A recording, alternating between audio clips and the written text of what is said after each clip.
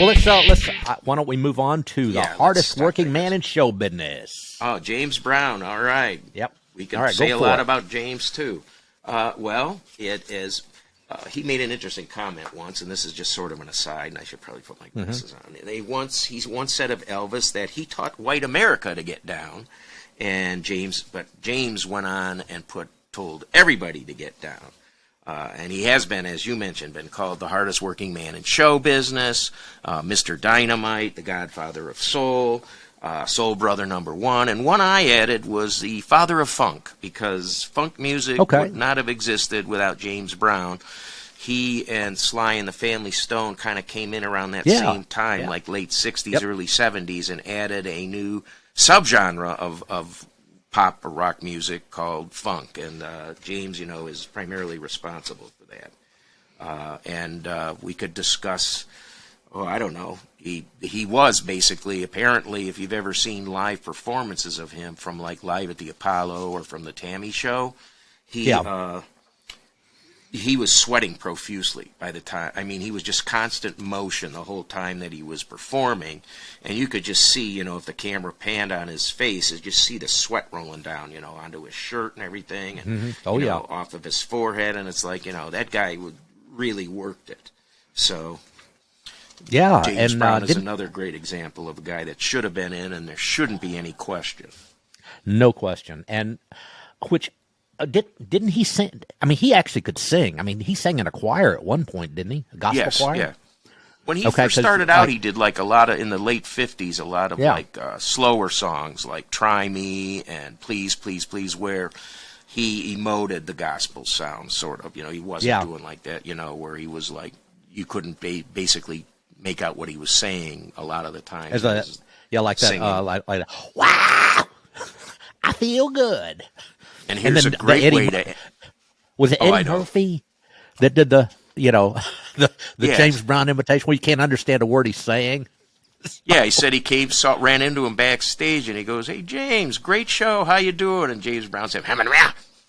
That was James Brown's response to Eddie. And I can understand. Or as Eddie said about James probably sat there and said, I got this great song called I Got You, I Feel Good. What's a good way, that I could probably put an ending to the song? Oh, I know. Wow! Or what does he say? Yeah. No, he goes, ha! And that's it. The end of the song. Yeah.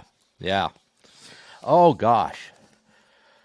And he was a taskmaster, from what I understand. He would fire band members, like, right while they were performing.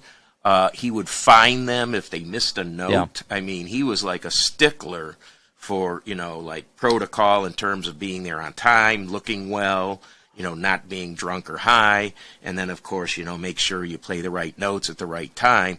And he would actually fine the guys, his own players, if they got caught doing something they shouldn't have done or blew a line during the song. So... I mean, for somebody who, you would think would be, like, really laid back, I mean, he was, basically, like a taskmaster. Yeah, I mean, that kind of showed up in his personal life, too, sometimes, didn't it? Oh, yeah. Yeah, with wives and girlfriends. And I can't remember how many times he's been married. Really is neither here nor there. Basically, unless it has some reference to what we're talking about, there's probably no reason to... talk about each artist's personal life, including Chuck, who had his run-throughs with, the law in some cases, and probably was wrongfully convicted under the Mann Act, but we're not going to get into that. One of the interesting things is, if you ever heard that song, Get Up Off of That Thing, and I was reading a little blurb about it last evening, he did that song. It went to, like, number 4 R&B and hit the top 40.